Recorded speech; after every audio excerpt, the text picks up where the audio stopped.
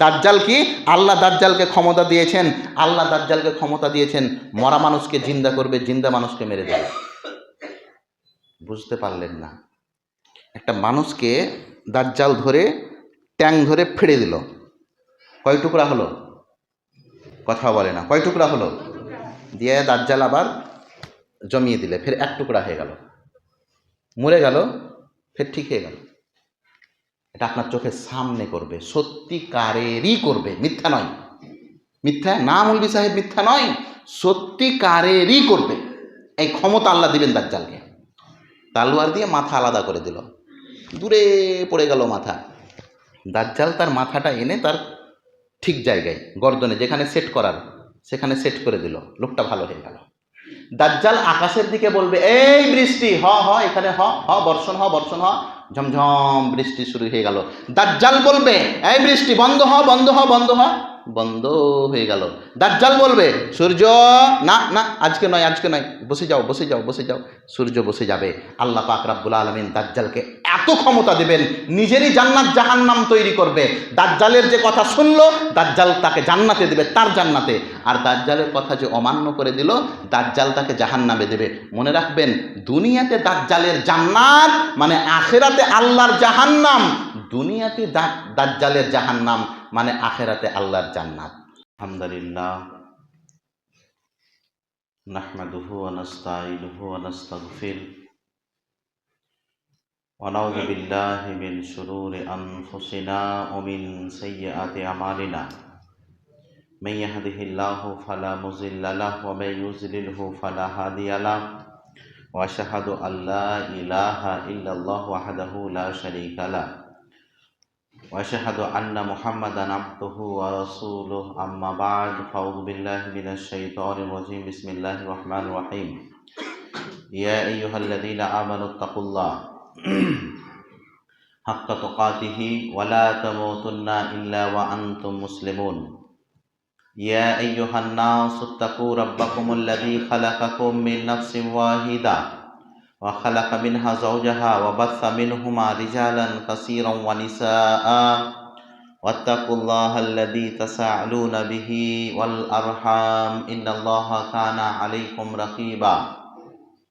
ইয়া আইয়ুহাল্লাযীনা আমানুত্তাকুল্লাহ ওয়া কুলু কাওলান সাদীদা ইউসলিহ লাকুম আমালাকুম ওয়া ইয়াগফির লাকুম যুনুবাকুম ওয়া মান ইউতিইল্লাহা ওয়া রাসূলাহু ফাকাদ ফাযা ফাওজান আযীমা।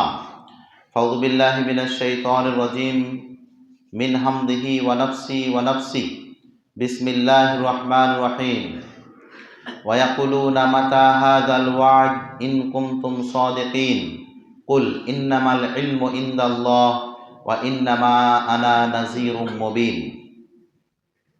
ওয়া ক্বালা নাবিয়্যু সাল্লাল্লাহু আলাইহি ওয়াসাল্লাম, আল্লাহুম্মা ইন্নী আউযু বিকা মিন আযাবিল কবর ওয়া আউযু বিকা মিন ফিতনাতিল মাসিহিদ দাজ্জাল। উপস্থিত শ্রদ্ধেয় সম্মানিত জুমার মুসল্লি সকল, আজ এই পবিত্র জুমার দিনে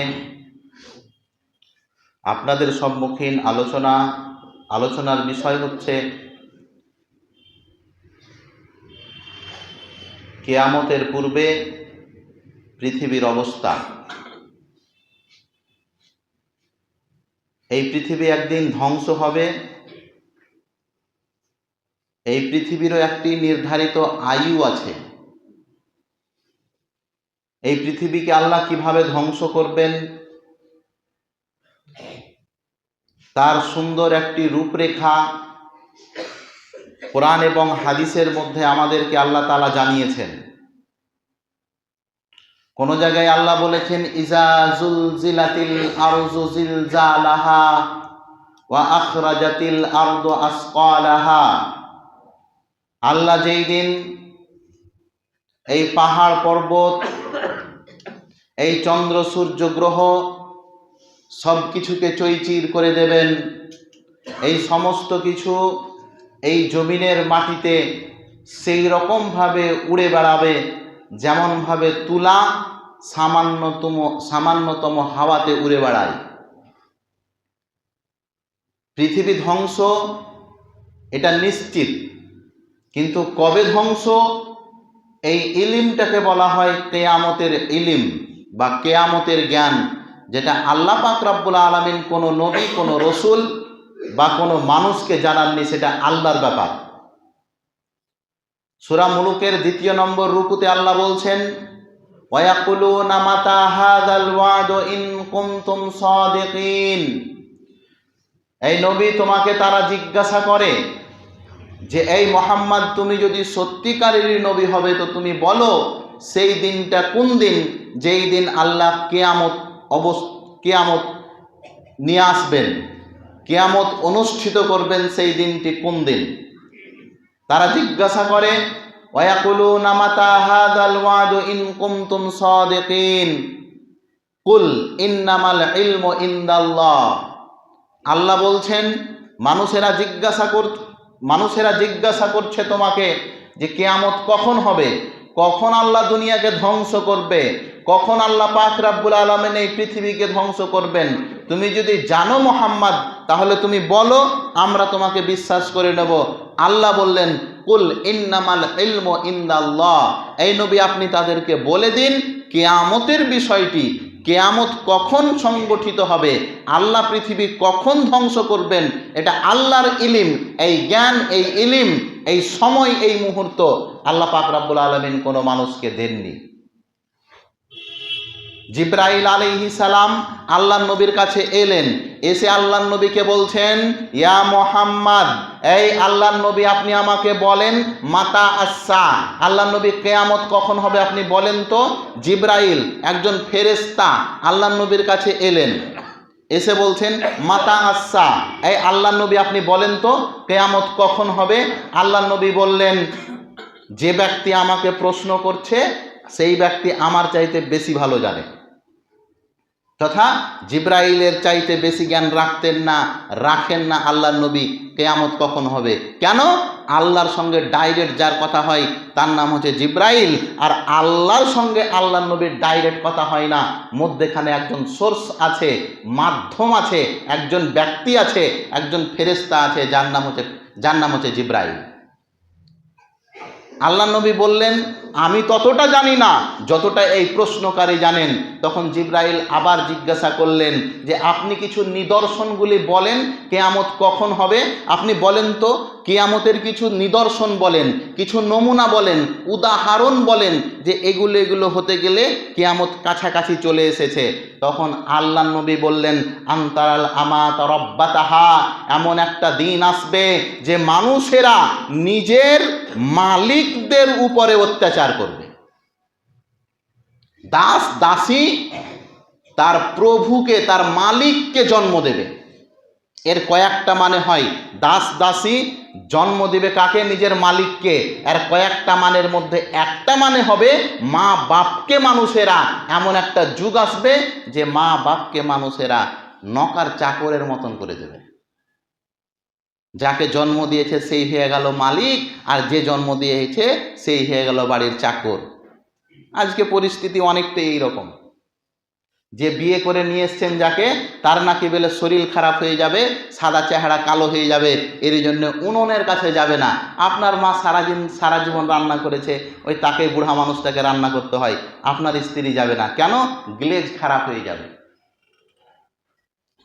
আল্লাহ নবী বললেন, কিয়ামত ততক্ষণ অবধি হবে না যখন পিতামাতাকে মানুষেরা চাকরের মতন ব্যবহার করবে। এখন আপনি দেখেন পরিস্থিতি কত জটিল। বাপ এক যুগে ইনকাম করছিল, এখন বাপের ইনকাম শূন্য, তাহলে বাপকে ওই বেটার মুখের দিকে তাকিয়ে থাকতে হয় 5টা টাকার জন্যে, তাহলে চাকর নয় তো কি? পুরো বাড়ি ধুয়ে মুছে সাফ করবে কে? বাপ আর মা? না, পুরো বাড়ি ধুয়ে মুছে সাফ করতে হবে কাকে? বাপ আর মাকে। এই নকার চাকর যেমনভাবে বাড়িতে কাজ করে, মূল্য হিসাবে 2টা খেতে দিয়ে দেন। নকার চাকর বাড়িতে কাজ করে, চাকর বাকর মানুষ কাজ করে বাড়িতে, মূল্য হিসাবে কি করেন? মাঝে মধ্যে একখানটা লুঙ্গি তহবন কাপড় দিয়ে দেন। আজকে মা বাপের উপরে অনুরূপ আমল হচ্ছে, অনুরূপ জুলুম করছে এই সন্তান সন্ততিরা। অথচ বহুদিন পূর্বে আপনার কাছে একটা হাদিস বলেছিলাম, আপনি শোনেন তো।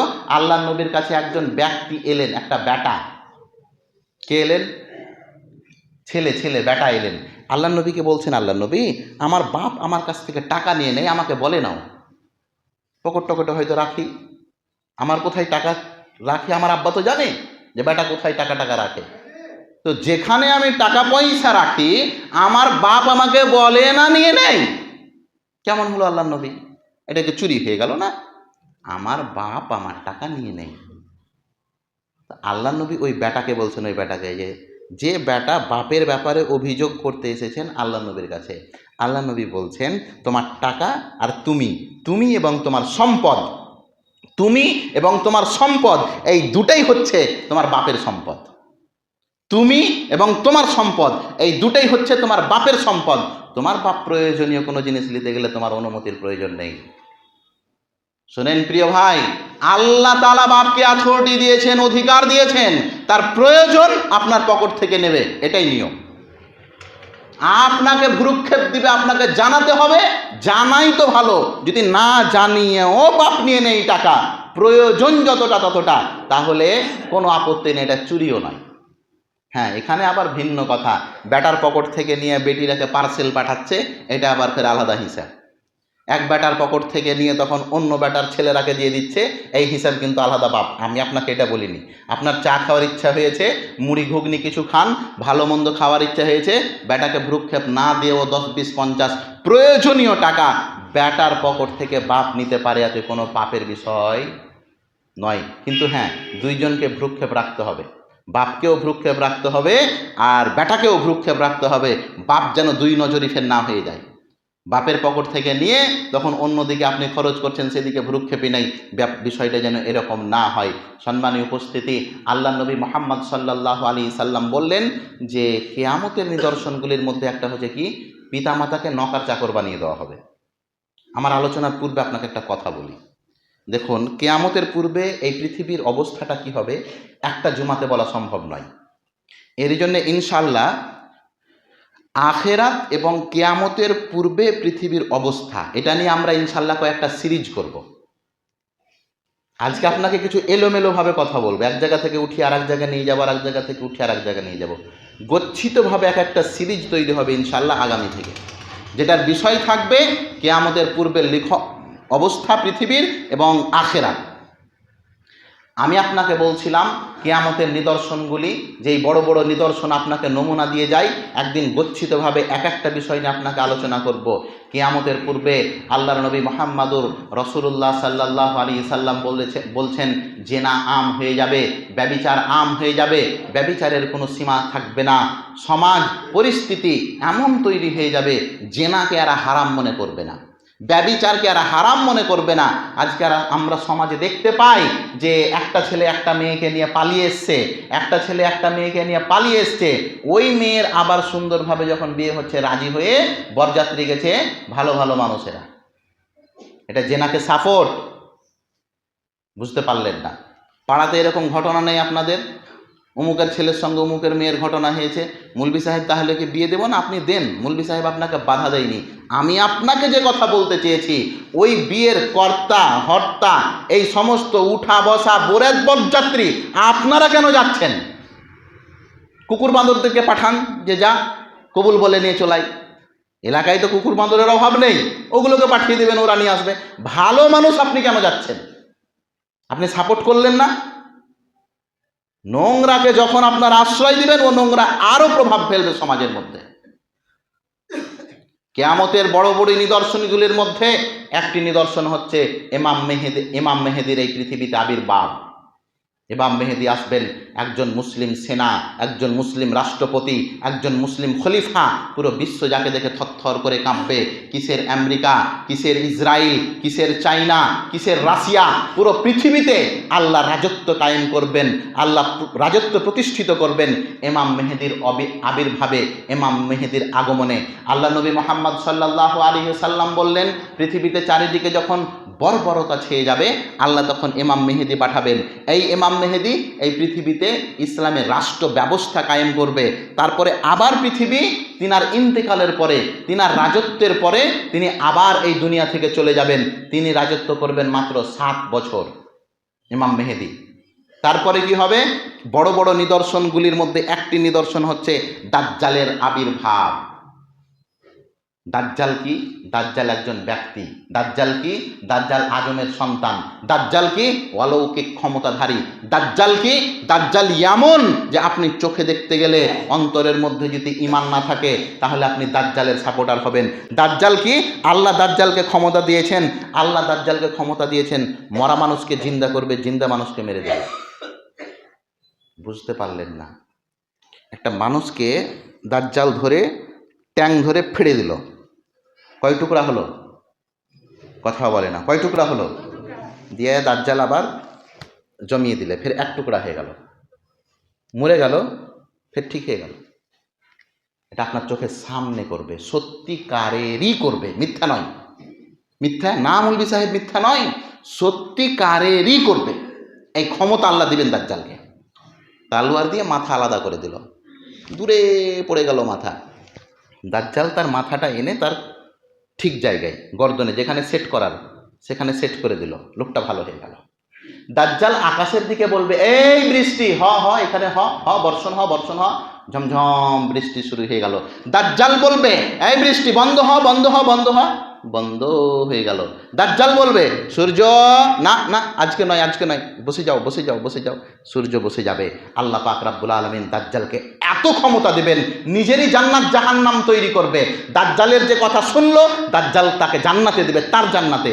আর দাজ্জালের কথা যে অমান্য করে দিল, দাজ্জাল তাকে জাহান্নামে দেবে। মনে রাখবেন, দুনিয়াতে দাজ্জালের জান্নাত মানে আখেরাতে আল্লাহর জাহান্নাম।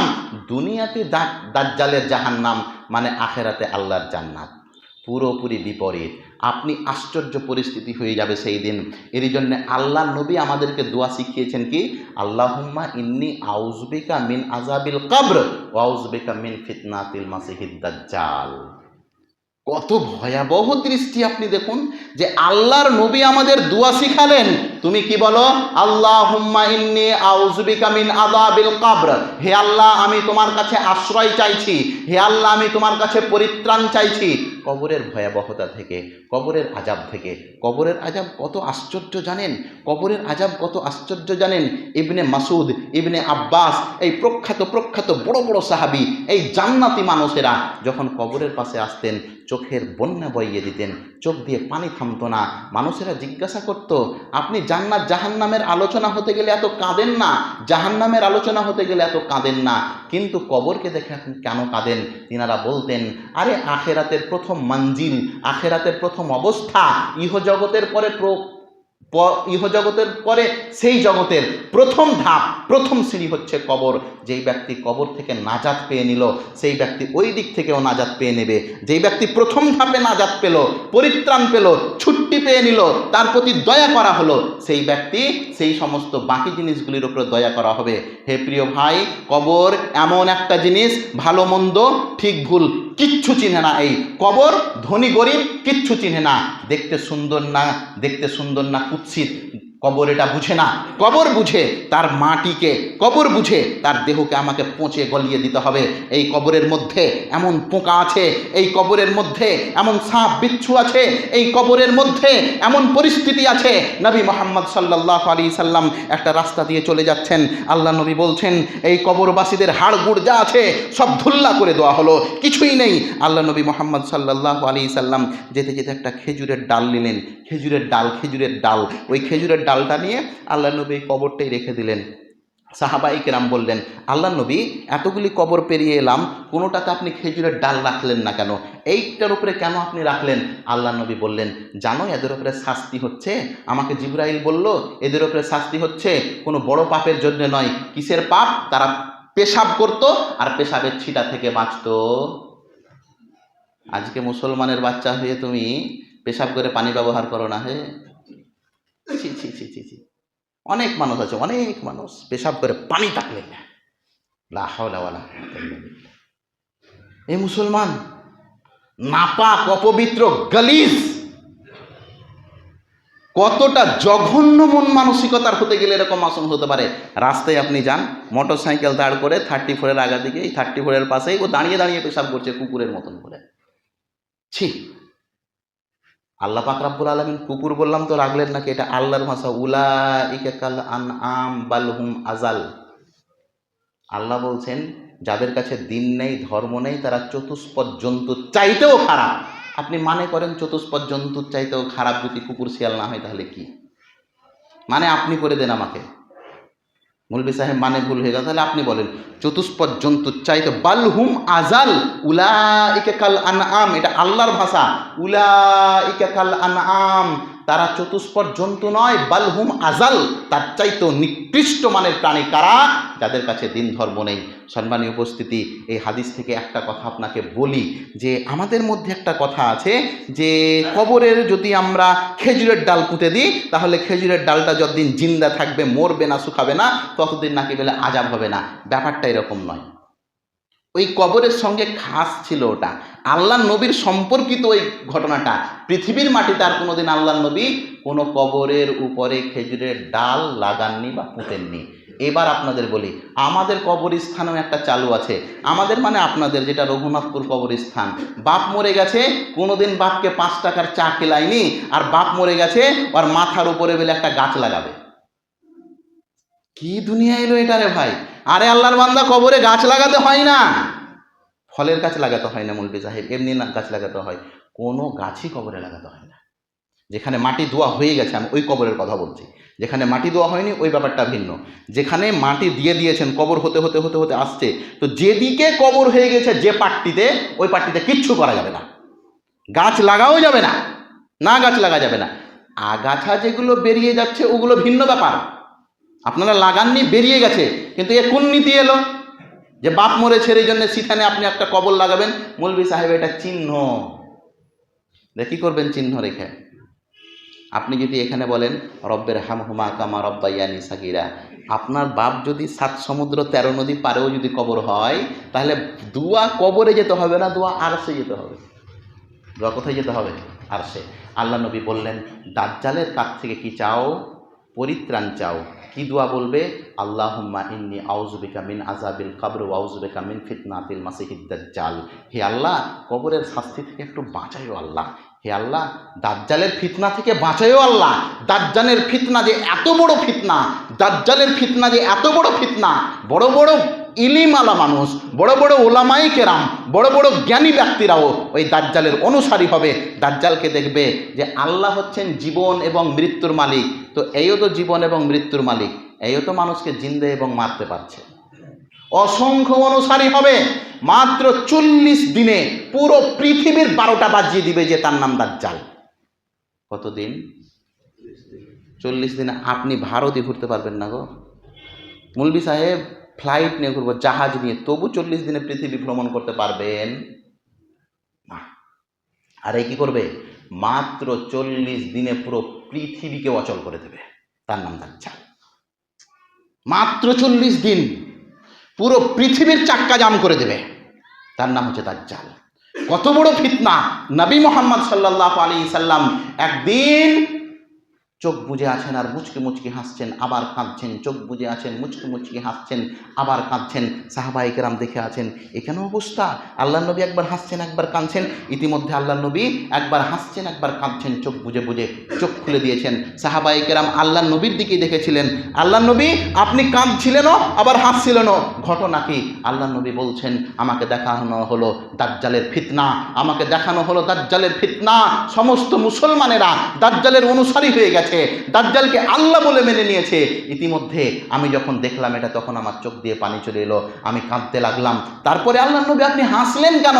হাসলাম এরই জন্যে যে ওই ক্ষমতাধারী দাজ্জাল, যাকে আল্লাহ এত শক্তি দিয়েছে, পুরো দুনিয়ার চাক্কা জাম করে দেবে 40 দিনে, ঠিক। কিন্তু আল্লাহর একটা বান্দা ঈসাকে পারবে না। মাত্র 40 দিনে পুরো পৃথিবী ভ্রমণ করবে, 12টা বাজিয়ে রেখে দেবে। মক্কা মদিনা বাদে। কি বাদে? মক্কা মদিনা ঢুকতে পারবে না, ঢোকার চেষ্টা করবে। আল্লাহ সেখানে ফেরেশতা রেখে দিয়েছেন, সৈন্য সৈজাম। যখনই এই দাজ্জাল, আচ্ছা দাজ্জালের শক্তি কতটা বলেন তো তাহলে? আছে, মাপজোক করা যাবে কতখানি শক্তি। কিসের মিজাইল, কিসের অ্যাটম বম, আরে কিসের ক্ষেপণাস্ত্র, আরে কিসের আকাশ বায়ু আর অমুক বায়ু, সব অচল করে দেবে। তার নাম হচ্ছে দাজ্জাল। মাত্র 40 দিনে পুরো পৃথিবীকে অচল করে দেবে। শক্তি কত আপনি বলেন? তার সঙ্গে ক্ষমতা লড়বে এইরকম লোকই নেই পৃথিবীতে। এর জন্য আল্লাহ নবী বলেছেন দাজ্জালের ফিতনা থেকে পানা চাও, বড়ই করুণ পরিস্থিতি। আচ্ছা, এত ক্ষমতাধারী দাজ্জাল, এত ক্ষমতাধারী, পুরো পৃথিবীকে বন্ধ করে দেবে 40 দিনে মাত্র, সে মক্কা মদিনা প্রবেশ করতে পারবে না। কার ভয়ে? ফেরেশতাদের ভয়ে। তাহলে ফেরেশতাদের শক্তি কত গো? ফেরেশতার কত শক্তি দেখবেন। একটি হাদিস শুনেন, কয়েকবার আপনারাকে হাদিসটি শুনিয়েছি। ওই যে আল্লাহ নবী মক্কা থেকে চলে গেলেন তায়েফ, তায়েফের মানুষেরা আল্লাহ নবীকে রক্তাক্ত অবস্থায় ফেরত আসতে বাধ্য করলো।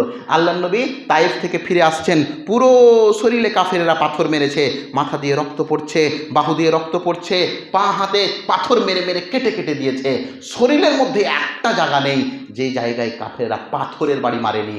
আল্লাহ নবী ক্লান্ত হয়ে 3 কিলোমিটার মারতে মারতে নিয়ে গেছে কাফেরেরা। কত কিলোমিটার? 3 কিলোমিটার আল্লাহ নবীকে মারতে মারতে নিয়ে গেছে। এক পর্যায়ে আল্লাহ নবী মরবো অবস্থা, মারা যাবেন এইরকম অবস্থা। একটা পাথর আছে, আল্লাহ নবী পাথরের উপরে বসে আছে। তার সঙ্গে ছিলেন যায়েদ বিন হারেসা, একজন সাহাবী। যায়েদ বিন হারেসা একজন সাহাবী, তিনাকেও কাফেরেরা খুব মেরেছে। দুজনেরই মরা অবস্থা। আল্লাহ নবী পাথরটার উপরে বসে আছেন, আর নিচে বসে আছেন যায়েদ বিন হারেসা রাদিয়াল্লাহু তাআলা আনহু। ফানাদা মালাকুল জিবাল, ইতিমধ্যে চলে এসেছে পাহাড়ের ফেরেশতা। আল্লাহ নবী ক্লান্ত জীর্ণ শীর্ণ হয়ে বসে আছেন একটি পাথরে, নিচে বসে আছেন যায়েদ বিন হারেসা। ইতিমধ্যে কি হয়েছে? বুখারীর রিওয়ায়াতে এসেছে এই হাদিসটি। ইতিমধ্যে কি হয়েছে? চলে এসেছে পাহাড়ের ফেরেশতা। পাহাড়ের ফেরেশতা এসে বলছেন আল্লাহর নবীকে, আল্লাহর নবী, আল্লাহ আমাকে পাঠালো। কেন পাঠালে জানেন? আজকে আল্লাহর কথা অনুযায়ী চলবো না, আপনার কথা অনুযায়ী চলবো। এটা আল্লাহ নিজেই বলেছেন, মোহাম্মদ আজকে যা করবে তুই তাই করবি। আল্লাহর নবী, আপনি শুধু একবার বলেন, এই যে তায়েফ যারা আপনাকে মারলো, যারা আপনার উপরে অত্যাচার করলো, এই তায়েফটা হচ্ছে 2টি পাহাড়ের মধ্যেখানে একটি দেশ, 2টি পাহাড়ের মধ্যেখানে একটি দেশ। পাহাড়ের ফেরেশতা বলছে ফানাদা মালাকুল জিবাল, পাহাড়ের ফেরেশতা বলছেন আল্লাহ নবী শুধু আপনি একবার বলেন, একবার, এই যে 2টি পাহাড় দেখছেন বিশাল, আর মধ্যেখানে তায়েফ দেখছেন, 2টি পাহাড়কে শুধু পরের বাড়ি একবার মারবো। পর বুঝেন না? পাখনা পর এই পরের বাড়ি আমি শুধু একবার মারবো 2টা পাহাড়কে। 2টা পাহাড়কে এমনভাবে ধ্বংস করব যে তায়েফ নামে কোনো জায়গা ছিল এই পৃথিবীর ম্যাপেই আর খুঁজে পাবে না কেউ। বলেন তো ফেরেশতার শক্তি কত? পাহাড়কে হিলা যাবে গো? বলেন দুনিয়ার কি শক্তি আছে পাহাড়কে আপনি হিলাবেন? জানেন, পাহাড় দেখতে এরকম যে ওপরে আছে, মৌলভী সাহেব শুধু ওপরে নেই, নিচেও আছে। পাহাড়ের ব্যাপারে কোরআন কি বলেছেন? ওয়াল জিবালা আওতাদা, এটা পাহাড়ের ব্যাপারে আল্লাহ বলেছেন। পাহাড় এমনি নয়, আল্লাহ বলছেন ওয়াল জিবালা আওতাদা, আরে পাহাড়কে আমি গেঁড়ে দিয়েছি, পুঁতে দিয়েছি মাটির নিচে। শুধু ওপরে দেখছেন তা নয়, মাটির নিচেও পাহাড় আছে। হ্যাঁ গো, কত জোরে মারতে গেলে 2টা পাহাড় ধাক্কা খাবে বলেন তো? আর ফেরেশতা কি বলছেন? বাড়ি বেশি নয়, মাত্র একটা বাড়ি মারবো, দেখি হবে 2টি পাহাড়কে এমন করে দিব ধাক্কা, মানচিত্র থেকে তাই পড়ে যাবে। বলেন কত শক্তি ফেরেশতা! আল্লাহু আকবার! ক্ষমতা যে কত আছে ফেরেশতার, এই আমি আপনাকে বললাম খুতবার প্রথমেই যে প্রত্যেকটার আলাদা আলাদা আমি পাঠ করবো, আপনাকে শোনাবো একদিন যে ফেরেশতার কতটা শক্তি। দাজ্জাল কি, ইমাম মেহেদি কি, ইমাম মেহেদির পরে আরেকটা আছে ইয়াজুজ মাজুজ, এই কথাটা বলবো আপনাকে, শুনেন। আল্লাহ নবী মুহাম্মদ সাল্লাল্লাহু আলাইহি সাল্লাম বলছেন দাজ্জাল পুরো দুনিয়া ভ্রমণ করে বেড়াবে, কিন্তু ঢুকতে পারবে না মক্কা মদিনা। ওখানে আছে কারা? এই আল্লাহর সৈন্য। আল্লাহর সৈন্য দাঁড় করে রেখে দিয়েছেন, হিজবুল্লাহ, আল্লাহর সৈনিক। কারা? ফেরেশতারা। ফেরেশতা কতটি আছে মৌলভী সাহেব যে দাজ্জালকে লড়ে পার পেরে নেবে? ফেরেশতা কতটি আছে কোরআন হাদিসে আর বর্ণনা নেই, গুনতে পারবেন না। আপনি যদি পারেন তো দেখেন তো, গুনতে পারেন কি পারেন না? আল্লাহ নবী একটি হাদিসে উল্লেখ করলেন যে ফেরেশতা কতটি আছে। আল্লাহ নবী বললেন আকাশের উপরে একটা মসজিদ আছে, মসজিদটির নাম হচ্ছে বাইতুল মামুর। কি মসজিদটির নাম? বিভিন্ন মসজিদের নাম থাকে না, এটা রঘুনাথপুর জামে মসজিদ, এটা অমুক জামে মসজিদ, এরকম নাম থাকে। তো একটা মসজিদ নাম আছে, ওই মসজিদের নাম হচ্ছে বাইতুল মামুর। একবারে এক ওয়াক্তে ওই মসজিদের ক্যাপাসিটি হচ্ছে 70,000 লোকের নামাজ পড়া হবে। ওই মসজিদের ক্যাপাসিটি, ক্ষমতা হচ্ছে 40,000 ব্যক্তি একসঙ্গে একত্রিত করে নামাজ পড়তে পারবে। ওই বাইতুল মামুরে একজন ফেরেশতা এক ওয়াক্তের শুধু নামাজ পড়তে পাবে। বাড়ি লাগবে, বাড়ি। আজকে এরা, কালকে ওরা, জোহরে এরা, আসরে এরা, মাগরিবে এরা, এরকম করে বাড়ি লাগবে। একের পর এক নাম আসবে, একের পর এক বাড়ি লাগবে, একের পর এক লাইন আছে। তো একজন ফেরেশতা যদি ওখানে একবার নামাজ পড়ে নেয়, ওই ফেরেশতার আর দ্বিতীয়বার নাম্বারিং আসবে না, কিয়ামত হয়ে যাবে। বলেন তো কতটি আছে? বুঝতে পারলেন না। আকাশে একটা মসজিদ আছে, ফেরেশতারা ওখানে নামাজ পড়ে। একজন ফেরেশতা মাত্র একবার নামাজ পড়তে পাবে, আর কিয়ামত অবধি তার নাম্বারই আসবে না। তাহলে ক্ষমতা কতটি ওই মসজিদের? 70,000 ফেরেশতা একবার নামাজ পড়তে পারবে। একবারে 70,000 ফেরেশতা সেখানে নামাজ পড়তে পারবে। দ্বিতীয়বার নাম্বারই লাগবে না, কিয়ামত হয়ে যাবে। তো বলেন, অঙ্ক করেন, কতটি আছে ফেরেশতা? পুরো দুনিয়াকে ক্যাপচার করে আছে ফেরেশতা। আল্লাহর শুধু একটা অর্ডার, কিসের চন্দ্র, কিসের গ্রহ, কিসের মিজাইল আর কিসের ফিজাইল সবকে অচল করে দেবেন। আরে ফেরেশতা লাগবে না। আপনি দেখেন আল্লাহ নবী সাল্লাল্লাহু আলাইহি সাল্লাম বলছেন এগুলো ধ্বংস হয়ে যাবে। তার কয়েকটা নমুনা। আল্লাহ নবী কিয়ামতের পূর্বে আরেকটি জিনিস এই পৃথিবীতে পাঠাবেন। এই দাজ্জাল পুরো পৃথিবীকে অচল করে দিয়েছেন। তখন কে আসবে? ঈসা নবী, ঈসা আলাইহিস সালাম। ঈসা নবী আসবেন। মনে রাখবেন, আমিও কালকে যদি দাবি করে দিই যে মৌলভী সাহেব বলেছে ওই ঈসা না, আল্লাহ নবী বললেন ঈসা কেমন হবে? ঈসা মায়ের পেটে জন্ম নেবেন না। বুঝতে পারলেন না? আমরা আপনারা সবাই মায়ের পেটে জন্ম নিয়েছে না নিনি? বাপ মায়ের নাম আছে না নেই? জন্ম হতে কেউ দেখেছে না দেখেনি? মা বাবার মাধ্যমে তো আমরা এসেছি। ছোট ছিলাম, দিয়ে আস্তে আস্তে আস্তে আস্তে বড় হয়েছি। ঈসা নবী এইরকম কোনোটাই হবেন না। তাহলে মৌলভী সাহেব ঈসা নবী কি? ঈসা নবীকে আল্লাহ যেমনভাবে উঠিয়েছিলেন তরতাজা বড় হয়ে, অনুরূপ ওই রকম করেই নামাবেন। ওর মা থাকবে না, ওর বাবা থাকবে না, কোনোদিন ছোট ছিলেন না। গর্ভ তিনাকে কেউ পেটে ধরেছেন এই দুনিয়াতে, কোনো মা এবং বাপের মাধ্যমে আসবেন না তিনি। তিনি কি হবে? দেমাস্কের একটি মসজিদে, দেমাস্কের মসজিদের একটি মিনারাতে দুই ফেরেশতার কাঁধে হাত দিবেন। এই রকম করে হাত দিয়ে ঈসা নবী দেমাস্কের একটি মসজিদে নামবেন। ওই সময়তেই পৃথিবীর 12টা বাজিয়ে দিয়েছে কে? দাজ্জাল। আল্লাহ পাক রব্বুল আলামিন এই দাজ্জালকে ধ্বংস করবেন ঈসা নবীর মাধ্যমে। ঈসা নবী তখন তিনি রাষ্ট্র কায়েম করবেন। ঈসা নবী যুদ্ধ করবেন ওই দাজ্জালকে খতম করবে। তার নাম হচ্ছে ঈসা নবী। ওই দাজ্জালেরও একটা ইতিহাস আছে, যেই দিন আপনাকে বলছি পাট করে শোনাবো। দাজ্জাল কি জিনিস পুরোটা বলবো। তামিম দারির একটি হাদিস রয়েছে যে তিনি একদিন সমুদ্রের সফরে চলছিলেন, এই দুনিয়াতে তিনি তাকে দেখেছেন। সে ঘটনাটি দ্বিতীয় দিন কোনোদিন আমি পাঠ করে বলবো। আবার আপনাকে বলি, এই দাজ্জালকে যখন ঈসা নবী মেরে দিল, তখন দুনিয়াতে একটু শান্তি আসবে, দুনিয়া একটু শান্তি হবে, আল্লাহর আদেশ হবে, ঈসা তুমি মুসলমানটিকে নিয়ে তুর পাহাড়ে চলে যাও। ঈসা তুমি মুসলমানটিকে নিয়ে তুর পাহাড়ে চলে যাও। মুসলমানেরা অসহায়ের মতন তুর পাহাড়ে চলে যাবে ঈসা নবীর নেতৃত্বে।